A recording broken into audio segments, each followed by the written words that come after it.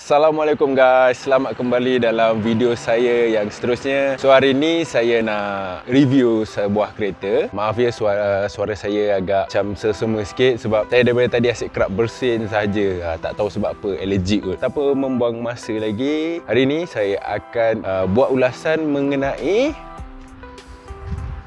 Honda BR-V. Okey, yang pertama sekali saya nak mengucapkan ribuan terima kasih kepada ibu saya punya kereta iaitu Honda BR-V kerana telah memberi keizinan saya untuk ulas kereta Honda ini. Honda ini adalah dalam kategori segmen B yang mana dia adalah subcompact MPV ataupun Honda panggil dia crossover MPV SUV lah. Actually dia adalah MPV cuma ditouch-upkan dengan style SUV. Macam mana kita nak tahu dia adalah style SUV? Tengok kepada cladding lah.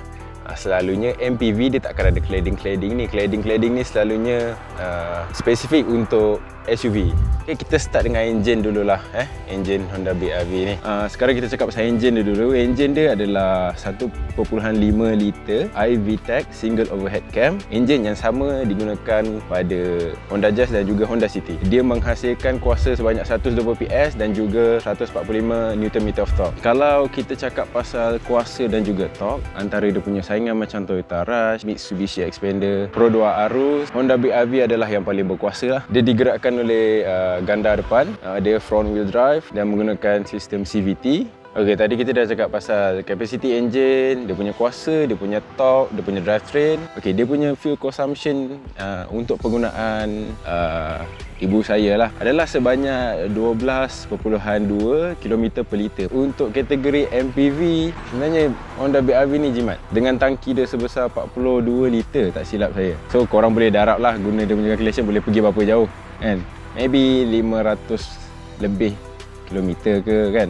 Okay, dia punya sistem suspension dia menggunakan McPherson strut kat bahagian depan dan juga torsion beam di belakang. Sistem brake dia ventilated disc depan, drum brake di belakang. Ini adalah setup yang murah dan mudah, tak banyak komponen.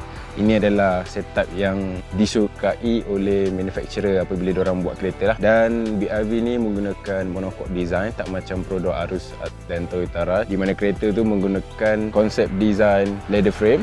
So bila kita cakap pasal monocoque dan juga torsion beam, dia akan hasilkan satu pemanduan yang lebih selesa lah. Sekarang kita teruskan dengan dia punya design luaran. Pada saya, design luaran BR-V ni memang lawa. Dia adalah satu design yang sesuai untuk zaman ni. Sama juga dengan Toyota Rush dan juga Pro 2 Arus. Cuma kalau kita cakap pasal Mitsubishi Xpander, dia satu level di atas. So kita start dengan depan lah. Dia punya rupa depan dia, korang boleh tengok lah, Honda suka dia punya grill ni besar, nampak macam kepak, dan dia punya lampu menggunakan halogen projector siap dengan DRL kiri kanan. Untuk BR-V yang ni adalah spek V, spek yang paling teratas, ada fog lamp. Kalau yang spek E tu tak ada fog lamp. Lagi satu, style SUV yang kita boleh nampak silver skid plate depan belakang. Dekat area sinilah, area bawah underbreeder ni, itu antara ciri-ciri SUV lah yang diterapkan dekat MPV 7-seater ni. Okay, sekarang kita tengok pula bahagian tepi. Bahagian tepi dia pakai rim size 16 inci. Okay, dia punya roof rail dia agak macam terkeluar. Kalau macam Toyota Rush ataupun Pro 2 Arus, dia kecil je. Kalau Xpander dia tak ada. Roof rail ni boleh support berat sebanyak 30 kg maksimum. Kalau ada korang yang beli BR-V dan nak letak roof box tu, itu adalah limit dia lah. Okay, untuk BR-V ni sebenarnya dia pakai B-Sting antena, tapi ni telah ditukar kepada shark fin yang mana lebih aerodynamic lah. Tak adalah aerodynamic tambah sangat, tapi better lah sikit daripada B-Sting tu kan. B-Sting tu orang kata trend lama lah, sekarang ni trend pakai shark fin je. Okay, kita sambung dengan bahagian tepi Honda BR-V. Tadi kita dah cakap pasal rim. Tayar dia, saiz tayar BR-V adalah 195/60 16 inci. Ini adalah brand Goodyear, Triple Max Assurance yang pertama lah. Sekarang ni dah ada yang Triple Max Assurance bahagian tepi BR-V ni dia amat menarik dengan creasing line dekat bahagian pintu ni yang ditarik bersambung dengan dekat bahagian cermin triangle tu. Dan yang paling menarik dekat sini, selalunya pembuat kereta dia buat dekat bahagian pintu ni, kat bahagian cermin ni, selalunya line ni tarik daripada depan sampai ke belakang. Tapi dekat BRV ni dia ada ubah sikit. Korang boleh nampak dia ada perubahan lekuk. Dia macam ada satu garisan menurun. So dia ada permainan lain kat situ sikit lah. Dia menampakkan karakter BRV ni agak menarik ke berbanding dengan saingan dia yang lain lah kalau di pada bahagian tepi ni. Dan ada trim chrome kat bawah ni. Ground clearance untuk Honda BRV adalah 201mm. Produk Arus ataupun Toyota Rush adalah class leading yang MPV yang paling tinggi dia punya ground clearance. Kita pergi dekat bahagian belakang pula. Okey, ini adalah bahagian belakang Honda BRV. Kalau Honda BRV 2017, dia punya reflektor ada dah dekat bahagian cladding bawah tu. Silver skid plate yang sama macam depan untuk menambahkan ciri SUV di situ. Okey, jom kita tengok dia punya boot.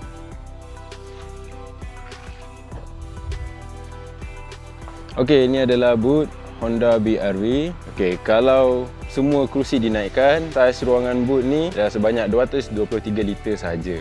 Kalau kita turunkan seat yang ketiga, kita akan dapat 539 liter. Sayangnya untuk BRV 2017 ni tak ada lampu kargo. Honda BRV 2020 ada lampu kargo ya. Dekat sini location dia. So kat sini tempat simpan jack-jack, tooling apa semua. Okey, kalau kita nak tambahkan ruang boot Honda BRV ni, korang boleh tengok third row seat ni dia boleh turun 50-50 split. Kita boleh turun sebelah, cumanya kekurangan dia kita tak boleh nak naikkan secara individual. Dia boleh lipat sebelah-sebelah, tapi bila naikkan tambahkan lagi ruang dekat bahagian bawah ni, dua-dua kena naik. Dia tak boleh salah satu macam dekat Pro 2 Arus dan juga Toyota Rush. Kalau Mitsubishi Xpander pula, bila dia turunkan seat yang ketiga, dia akan dapat satu lantai yang rata lah. Bermula daripada tempat kita nak loading barang dia kan, dia akan dapat satu lantai yang rata. Yang cantik bila kita nak sumbat barang tu memang agak senang lah. Saya akan tunjukkan, saya akan turunkan tempat seat yang ketiga dan macam mana ruang dia.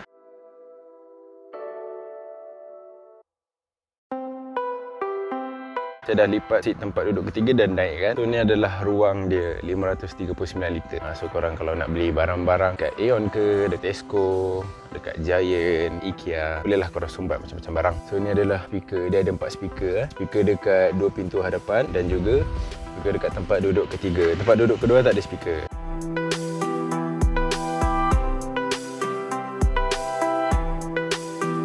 Okay guys, ni adalah apabila semua seat tempat duduk ketiga dan tempat duduk kedua diturunkan.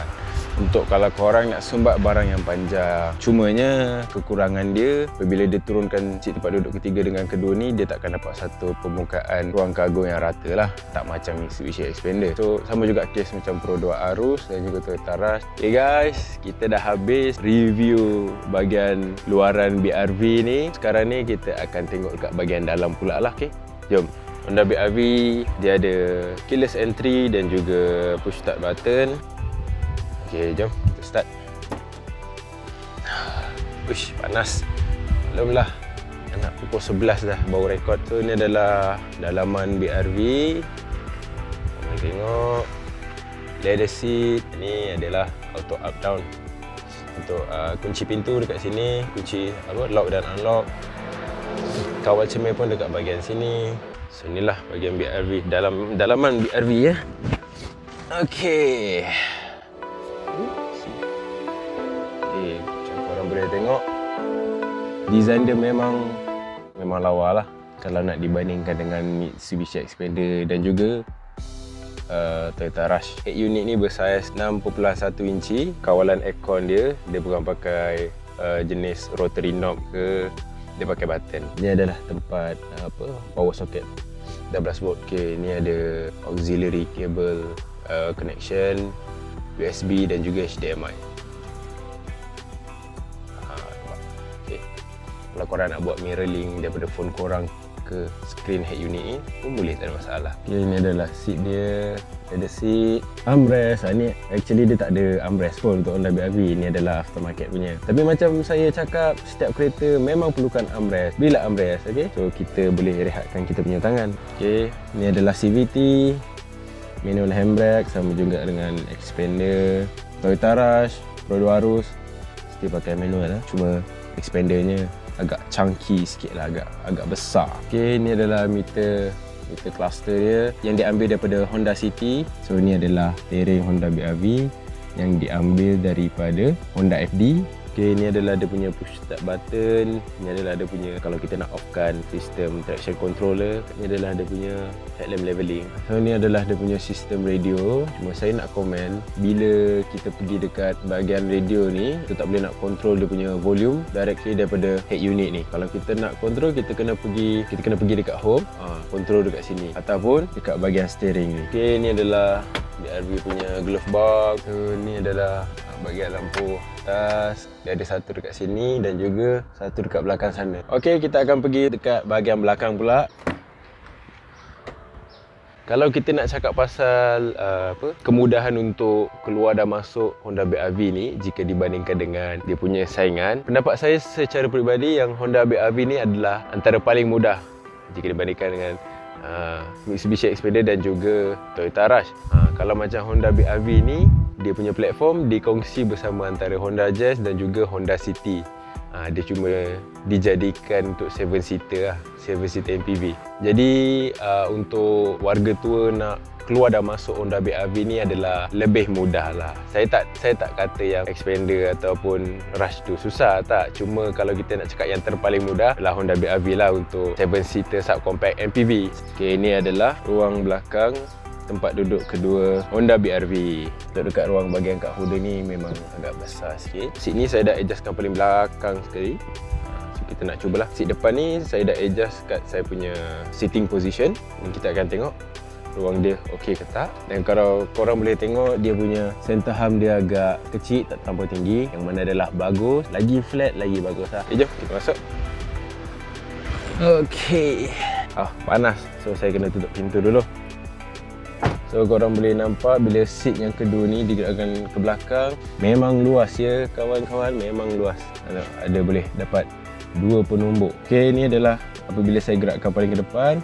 Nak cakap pasal ruang dia, masih ada lagi satu penumbuk. Dia ada pocket seat dia. Kalau Xpander dia punya pocket seat lagi banyak lah, lagi menarik. Kalau Toyota Rush dan Prodeo Arus, dia ada ni lah utility hook, ada 2 kat sini. Dan Prodeo Arus dia ada anti-snatch hook kat sini. Kalau BRV ni tak ada lah, tapi korang bolehlah beli aftermarket punya dekat DIY. Banyak jenis macam ni, ada jenis kedua. Ini adalah dia punya aircon vent. Aircon vent dia 3 sahaja. Ada 3 level. So kalau orang yang duduk dekat belakang ni, dia akan tarik aircon daripada depan. Cuma untuk Honda BRV dia tak ada special van yang akan menghala ke atas terus macam dekat Toyota Rush dan juga Prodeo Arus. Kalau macam Mitsubishi Xpander, dia ada 4 corong, 2 boleh pergi belakang, 1 kiri, 1 kanan. Kalau macam ni setup dia 3 je lah. Okay guys, sekarang kita akan cuba masuk dekat tempat ruang duduk ketiga. Okay, dia punya seat ni menggunakan sistem one tumble. Maksudnya kita sekali buat je, nampak dia terus naik. Sekarang kita dah duduk. Tutup pintu dulu. Kita akan turunkan seat ni. Okey, saya sudah naikkan seat tempat duduk kedua. Dan seat tempat duduk kedua ni dah di-adjustkan paling belakang sekali. Korang boleh tengok ruang untuk masuk kaki bawah ni agak sempit. Saya tak boleh masuk sampai habis. Lutut tak bersentuh lah dengan seat belakang. Yang ada ruang tempat letak barang. Cuma ni besar sikit lah, lebih dalam. Kalau macam Prodeo Arus dan Toyota Rush, dia ada power socket. Ini tak ada power socket. Okay guys, saya dah naikkan seat ni. So kalau kita nak bersandar, agak selesa lah. Ruang kepala ada berapa jari? 3 jari saja. Dan seat ni kita boleh adjustkan. Adjustkan. Tu, dia boleh adjust ke depan kalau kita nak duduk menegak, ataupun adjust paling ke belakang kalau kita nak duduk relax. Keseluruhan menggunakan Honda BRV pada saya memang best lah, memang menarik. Terutama kepada sesiapa yang suka nak lenjan kereta, nak power yang tinggi, bolehlah pilih Honda. So kita akan bersambung dekat part yang kedua, di mana part kedua saya berkongsi saya punya driver experience membawa Honda BRV ni, macam mana pemanduan dia okey ke tidak. Korang stay tune.